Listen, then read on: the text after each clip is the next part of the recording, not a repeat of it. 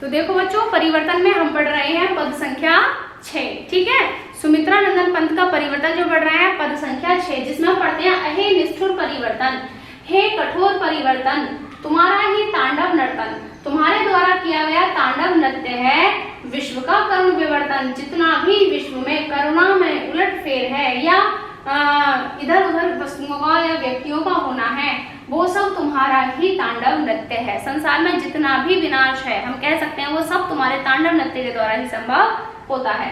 तुम्हारा ही नयनोन्मीलन, तुम्हारे नेत्रों को ही खोलना और बंद करना है निखिल उत्थान पतन। संसार में जब तुम नेत्र खोलते हो तो उत्थान होता है, और जब तुम नेत्र बंद करते हो तो पतन होता है। तुम्हारे ही नेत्रों का खोलना और बंद करना संसार में उत्थान और पतन का कारण है।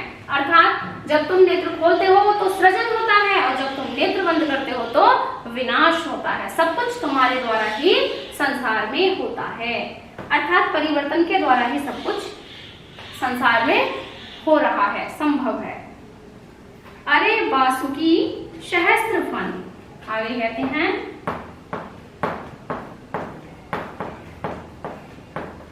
अरे बासुकी सहस्त्र फन।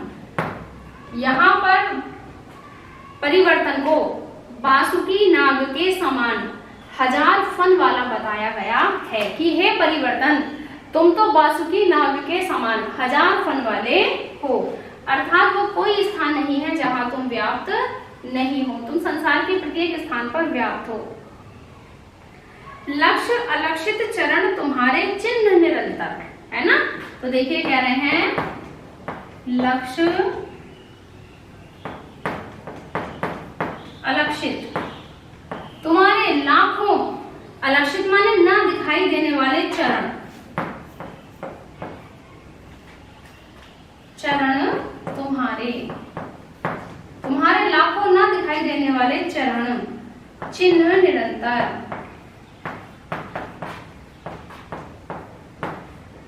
चिन्ह निरंतर छोड़ रहे हैं जग के,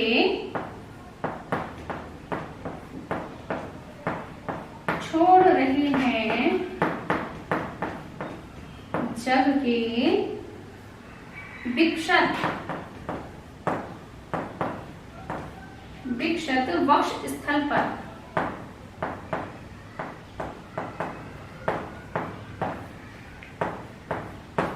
कहने का तात्पर्य यह है बच्चों, कह रहे हैं कि हे परिवर्तन, तुम्हारे जो लाखों चरण हैं उनके जो चिन्ह हैं वो कुछ तो दिखाई देते हैं और कुछ परिवर्तन के चिन्ह दिखाई नहीं देते, लेकिन फिर भी तुम इस संसार के विक्षत वक्ष स्थल पर, यानी कि इस संसार के वक्ष स्थल पर यानी इस धरती पर तुम्हारा जो परिवर्तन है कहीं दिखाई देता है और कहीं दिखाई नहीं देता है। तो तुम अपने चरण चिन्हों को इस धरती के सीने पर इस प्रकार से छोड़ रहे हो कि कहीं तो तुम्हारे चिन्ह दिखाई देते हैं हे परिवर्तन, और कहीं तुम्हारे चिन्ह दिखाई नहीं देते। बच्चों हम देखते हैं कहीं तो परिवर्तन होता हुआ हमारी आंखों से दिखता है। जब स्थूल में परिवर्तन होता है, यानी जो चीजें हम अपनी इन आंखों से देख सकते हैं, उनमें जब परिवर्तन होता है तो हमें दिखाई देता है, लेकिन कुछ परिवर्तन इतने सूक्ष्म होते हैं बच्चों की वो हमें पता नहीं चलते। तो कहते हैं हे परिवर्तन, कुछ तो तुम्हारे चरण दिखाई देते हैं, यानी जब तुम स्थूल वस्तुओं में परिवर्तन करते हो तो दिखाई देता है, किंतु जब तुम बहुत सूक्ष्म या अति विस्तृत जो हमारी आंखों से परे हैं ऐसी चीजों में जब परिवर्तन करते हो तो दिखाई नहीं देता, लेकिन उनके चिन्ह तो तुम संसार के सीने पर छोड़ रहे हो। यानी कि हे समय, हे परिवर्तन, तुम्हारे जो चरण चिन्ह हैं वो संसार के सीने पर कहीं तो दिखाई देते हैं और कहीं दिखाई नहीं देते हैं, किंतु तुम अपने चरणों को संसार के वक्ष स्थल पर छोड़ रहे हो। आगे देखिए, शत शत फेनुच वसित स्फीत फुत्कार भयंकर। शत शत यानी कि सैकड़ों, फेनोच वसित, फेनोच वसित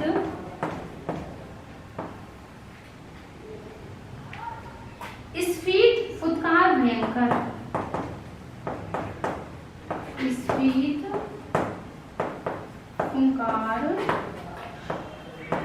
भयंकर। कहने का तात्पर्य है बच्चों, कह रहे हैं कि हे परिवर्तन, जैसे जो सांप होता है वो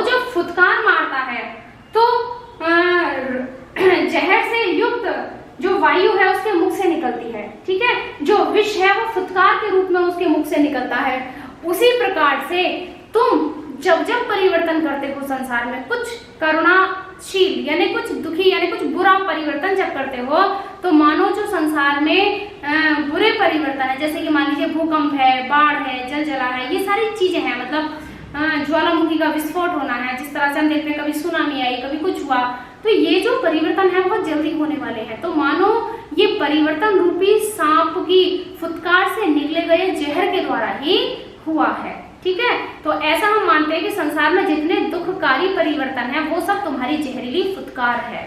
ठीक है, ऐसा माना गया है।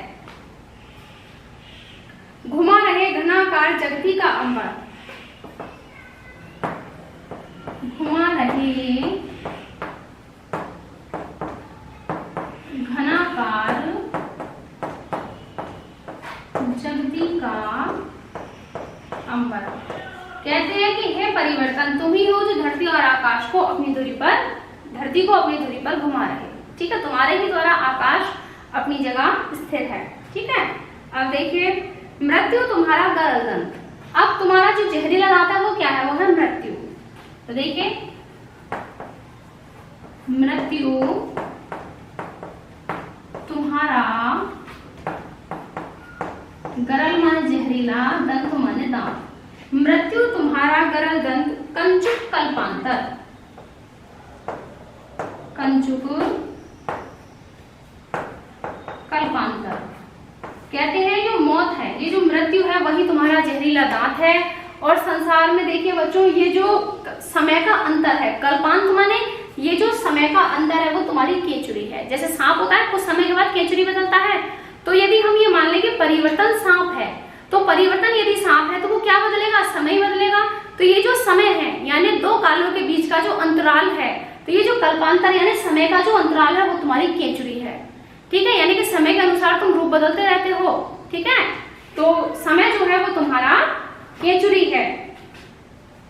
अखिल विश्व ही विवर, अखिल माने समस्त, विश्व ही विवर।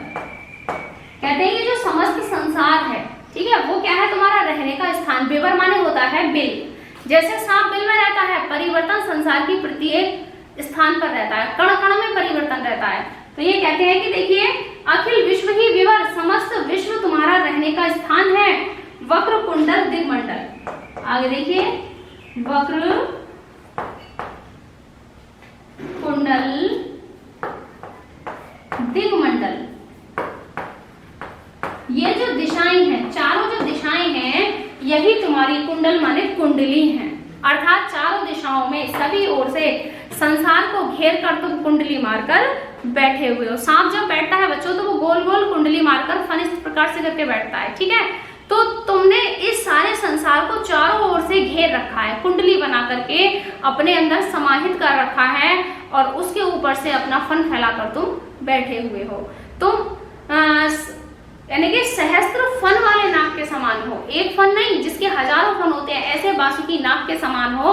क्योंकि संसार की कोई भी चीज परिवर्तन से अछूती नहीं है, संसार में हर चीज में परिवर्तन होता है ना। हे निष्ठुर परिवर्तन, हे निष्ठुर परिवर्तन, तुम्हारा ही तांडव नर्तन विश्व का करुण विवर्तन। तुम्हारा ही तांडव नृत्य है विश्व में जितना भी परिवर्तन है ना। करुण परिवर्तन मतलब जो करुणा से युक्त, दुख से युक्त उलटफेर है, वही तुम्हारा तांडव नृत्य है। तुम्हारा ही नयनोन्मीलन निखिल उत्थान पतन, तुम्हारे द्वारा नेत्रों को खोलना और बंद करना ही संसार में उत्थान और पतन का कारण है। जब तुम नेत्र खोलते हो तो संसार में सृजन होता है, और जब तुम नेत्रों को बंद करते हो तो संसार में विनाश होता है। अहे बासुकी सहस्त्र फन, तुम बासुकी नाग के समान हजार फन वाले हो। लक्ष्य अलक्षित चरण तुम्हारे चिन्ह निरंतर छोड़ रहे हैं जग के विक्षत वक्ष स्थल पर। कहते हैं तुम्हारे जो चरणों के चिन्ह हैं कहीं दिखाई देते हैं और कहीं दिखाई नहीं देते हैं, किंतु संसार के सीने पर तुम अपने चरण चिन्हों को निरंतर छोड़ रहे हो, क्योंकि कुछ परिवर्तन दिखाई देते हैं और कुछ परिवर्तन दिखाई नहीं देते हैं। इस प्रकार से तुम सभी जगह अपने चिन्हों को छोड़ रहे हो। शत शत फेनुच्छ वसित स्फीत फुत्कार भयंकर, घुमा रहे हैं घनाकार जगती का अंबर। कहते हैं जैसे सांप जहरीली फुटकारें मारता है, वैसे ही तुम भी सैकड़ों जहरीली फुटकारे मारने वाले हो और तुम्हारे द्वारा ही ये धरती और आकाश अपने स्थान पर स्थिर हैं। यानी कि तुम ही इनको अपनी धुरी पर घुमा रहे हो। मृत्यु तुम्हारा गहल दंत, ये जो मृत्यु है तुम्हारा जहरीला दांत है। कंचुक कल्पांतर, समय का अंतराल ही तुम्हारी केंचुरी है। अखिल विश्व विवर, समस्त संसार तुम्हारे रहने का स्थान है, यानी कि तुम्हारा बिल है।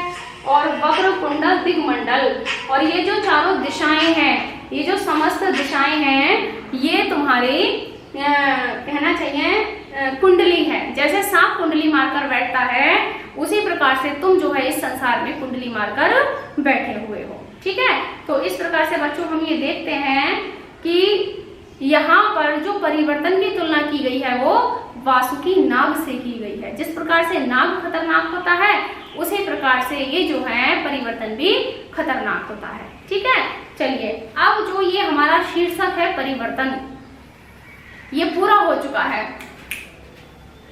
ये जो परिवर्तन है ये पूरा हो चुका है। ठीक है, और अब हम इससे अगला परिवर्तन पढ़ेंगे बापू के प्रति। ठीक है, बापू के प्रति परिवर्तन हम बापू के प्रति हम पढ़ेंगे।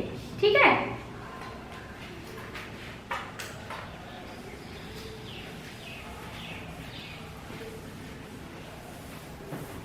सुमित्रा नंदन पंत का जो अगला है बापू के प्रति शीर्षक है,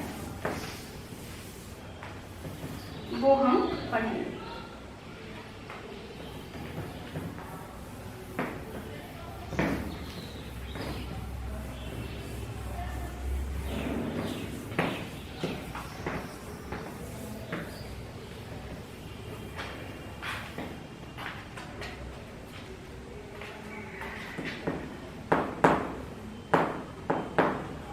बापू के प्रति। ठीक है, सुमित्रा नंदन पंत का अगला जो शीर्षक है बच्चों वो है बापू के प्रति। ठीक है, तो देखिए यहाँ जो गांधी जी हैं, यानी कि जो बापू हैं गांधी जी, उनके विषय में चर्चा की गई है। ठीक है, उनके जो गुण हैं, शारीरिक गुण हैं, यानी कि इनका जो एक तरीके से बाहरी व्यक्तित्व है और जो इनका आंतरिक व्यक्तित्व है, दोनों को ही यहाँ खोलकर कवि ने रख दिया है। तो दोनों से ही आज हम यहाँ परिचय प्राप्त करेंगे। ठीक है, तो कहना चाहिए स्थूल जगत से उठ करके सूक्ष्म की ओर उनको ले जाने का यहाँ प्रयास किया गया है। यानी कि उनके शरीर की ढांचे से ये चैप्टर प्रारंभ होता है, यानी शीर्षक प्रारंभ होता है और उनके आत्मगुणों पर हम इसको ले जाकर छोड़ देते हैं। ठीक है, तो देखिए देखते हैं हम कवि ने गांधी जी के विषय में क्या कहा है। ठीक है, पहला पद है, यानी पहला पैराग्राफ हम इसका हम पढ़ रहे हैं। तुम मांसहीन, तुम रक्तहीन, तुम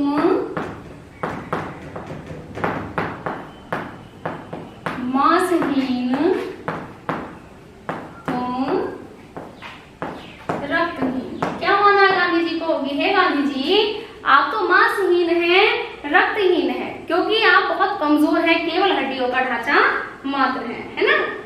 आगे कहते हैं, हे अस्थि शेष, हे अस्थि शेष, कि आप तो केवल अस्थि मात्र हैं, आपके अंदर तो ना मांस है ना रक्त है, केवल अस्थियां ही हैं, है ना, क्योंकि वो पतले दुबले हड्डियों का ढांचा ही तो थे। हे अस्थि शेष, और कभी तो लगता है तुम अस्थिहीन, तुम अस्थिहीन, तुम्हारे अंदर अस्थियां भी नहीं है। अब आप कहेंगे अगर अस्थियां भी नहीं है तो फिर क्या है? केवल आत्मा, शुद्ध बुद्ध, केवल तेज, केवल ज्ञान ही मानो आपके रूप में साकार हमारे सामने खड़ा हो गया है, ऐसा माना गया है। ठीक है, तो देखिए, तुम शुद्ध बुद्ध आत्मा केवल, क्या माना गया है? तुम शुद्ध बुद्ध आत्मा केवल, यानी तुम केवल ज्ञान स्वरूप एक आत्मा हो। ठीक है, हे चिर पुराण, हे चिर नवीन, हे चिर पुराण, हे चिर नवीन, क्योंकि तुम चिर पुराण यानी चिर प्राचीन हो और चिर नवीन विचारों से युक्त हो। तुम्हारे अंदर हम दोनों युगों का कहते हैं दोनों युगों को समाहित होते हुए देखते हैं। ठीक है, तुम्हारे अंदर आके हे गांधी जी, हमें चिर पुराने यानी प्राचीन यानी जो हमारे वेद पुराणों से संबंधित विचार हैं उनसे भी हमारा परिचय होता है, और चिर नवीन या देश का भविष्य हमें कैसे बनाना है उन चीजों से भी हमारा परिचय हो जाता है। तो आप चिर प्राचीन और चिर नवीन विचारों से युक्त हैं। तुम पूर्ण इकाई जीवन की, तुम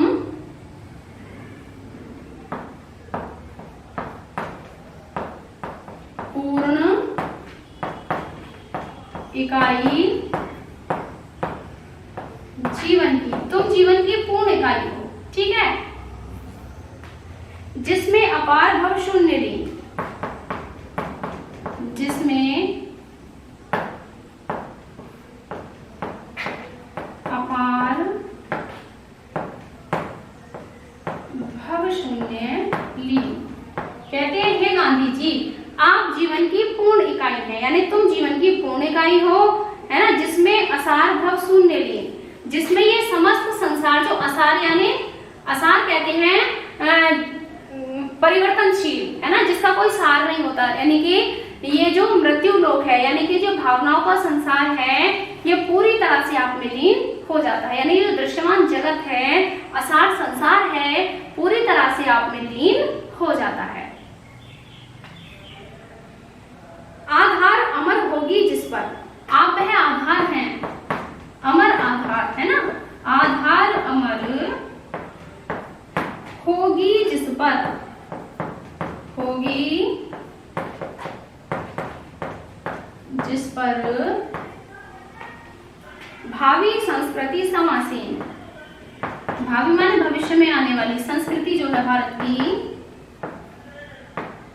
भावी संस्कृति, भावी की संस्कृति समासीन, यानी आप वह अमर आधार बनेंगे जिस पर हमारी भारतीय संस्कृति आसीन होगी, यानी कि आधारित होगी। फिर से एक बार समझ लीजिए क्या कहा गया है। हे गांधी जी, तुम मांसहीन, तुम रक्तहीन, यानी कि तुम मांसहीन हो, तुम रक्तहीन हो। हे अस्थिशेष, तुम अस्थिहीन। हे अस्थिशेष, यानी कि कभी कभी लगता है कि तुम्हारे अंदर केवल अस्थियां शेष हैं, और कभी कभी लगता है कि तुम अस्थिहीन हो। ठीक है, तुम शुद्ध बुद्ध केवल आत्मा, तुम शुद्ध और बुद्ध केवल आत्मा हो। हे चिर पुराण, हे चिर नवीन, तुम चिर प्राचीन और चिर नवीन विचारों से युक्त हो। तुम पूर्ण इकाई जीवन की, तुम जीवन की पूर्ण इकाई हो, जिसमें असार भव शून्य लीन, जिसमें ये समस्त संसार लीन हो जाता है। आधार अमर होगी जिस पर भावी की संस्कृति समासीन, तुम वह अमर आधार हो जिस पर हमारी भारतीय संस्कृति भविष्य में आसीन होगी, यानी हमारी भारतीय संस्कृति का आधार आप ही बनेंगे, या आपके विचार ही बनेंगे। आप वह अमर आधार हैं जिस पर हमारी आने वाली भविष्य में जो हमारी संस्कृति है वो आप पर ही आधारित होगी। ऐसे यहाँ पर गांधी जी के विषय में कहा गया है। आगे देखते हैं बच्चों हम अगला पद। ठीक है, पद संख्या 2, इसको हम मिटा देते हैं।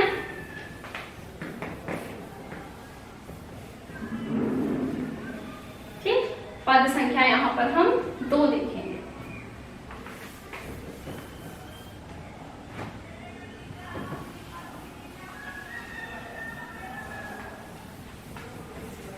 देख, तो मांस तुम्ही हो, रक्त अस्थि।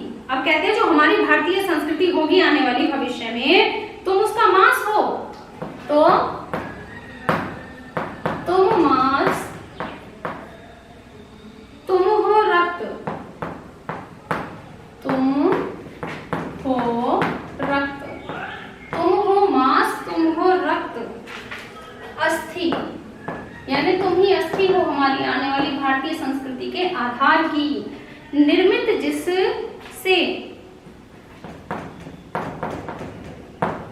निर्मित जिनसे, निर्मित जिनसे नवयुग का तन, नवयुग का तन। देखिए, जिससे संसार में जो नवीन युग आएगा उसका शरीर निर्मित होगा, यानी आजादी के बाद का जो युग आएगा, उस युग का जो तन है यानी ढांचा है, वो आपसे ही निर्मित होगा। आप ही उसके मांस हो, आप ही उसके रक्त हो, आप ही उसकी अस्थि हो, आपसे ही आने वाला युग का तन यानी शरीर निर्मित होगा। यानी आप ही आने वाली संस्कृति के आधार बनेंगे। ठीक है, इस प्रकार से यहाँ कहा गया है। आगे देखिए, आगे कहते हैं तुम धन्य तुम्हारा निस्वय त्याग। ये तुम धन्य हो, तुम धन्य, तुम्हारा निस्वय त्याग। हे गांधी जी, तुम धन्य हो, तुम्हारा निस्वार्थ त्याग भी धन्य है विश्व भोग का वर साधन, है विश्व भोग का वर माने होता है श्रेष्ठ, वर साधन। ये जो संसार है ये उपभोग का श्रेष्ठ साधन है। यहाँ आकर हम संसार की सभी चीजों का उपभोग करते हैं। ठीक है, तो ये जो संसार है ये उपभोग का साधन है। इस भस्म काम रज तन की रज से, इस भस्म काम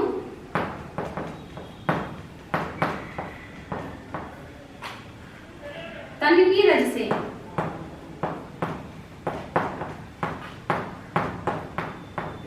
देखिए कहने का मतलब भस्म माने होता है कहना चाहिए एक प्रकार से विभूति।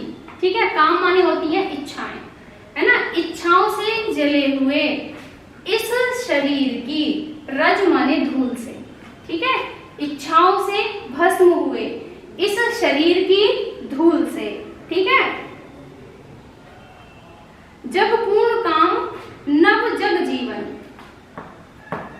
जब पूर्ण होगा, ठीक है, इस रज से ही जो सबकी इच्छाओं की पूर्ति के लिए अपने शरीर की धूल को भी लगा दे, उस व्यक्ति की रज से ही जब पूर्ण होगा, है ना, यह संसार का कार्य पूर्ण होगा, संसार की इच्छाएं पूर्ण होंगी और नव जग जीवन, नव जग जीवन, नवीन संसार का जीवन बनेगा। ठीक है, कहते हैं जो मनुष्य दूसरों की इच्छाओं के लिए, ठीक है, अपने तन की भस्म को या धूल को भी लगा दे, यानी कि दूसरों की इच्छाओं की पूर्ति के लिए अपने तन की रज से ही या अपने शरीर की धूल से ही जो संसार को पूर्ण कर दे, संसार की इच्छाओं को कामनाओं को पूर्ण कर दे, वही मनुष्य नव जग जीवन, संसार में नवीन जग जीवन दे सकता है या संसार को नवीन जीवन दे सकता है। जो व्यक्ति अपने शरीर की धूल तक को दूसरों के हित में लगा दे, वही व्यक्ति संसार के लिए एक नया सवेरा दे सकता है या नया दिन दे सकता है। बीनेगा सत्य अहिंसा के, बीनना माने बुनना, बीनेगा सत्य अहिंसा के, ताने वालों से मानवपन, ताने वालों से मानवपन। कहते हैं ये जो सत्य और अहिंसा है, गांधी जी के दो जो ये दिए गए विचार हैं, एक सत्य एक अहिंसा, तो इनका ही ताने और बाने से, क्योंकि कोई भी कपड़ा ताने और बाने से बुना जाता है। इस प्रकार से जो हम धागा डालते हैं वो ताना है और ये धागा होता है जो बाना है। अब ये बन गया नहीं बन गया कपड़ा, तो कहते हैं इस प्रकार से एक धागा सत्य का होगा और दूसरा अहिंसा का। तो सत्य और अहिंसा के ताने वालों से ही भविष्य में मनुष्य का कहते हैं जीवन बनेगा। जो मानव उत्पन्न है, जो हमारी संस्कृति है, वो सत्य अहिंसा पर ही आधारित होगी या सत्य अहिंसा से ही मानव की जो संस्कृति है वो बनेगी। ठीक है, तो इस प्रकार से यहाँ कहा गया है। आगे कहते हैं ये पद संख्या 3 में, अब हम पढ़ेंगे पद संख्या 3।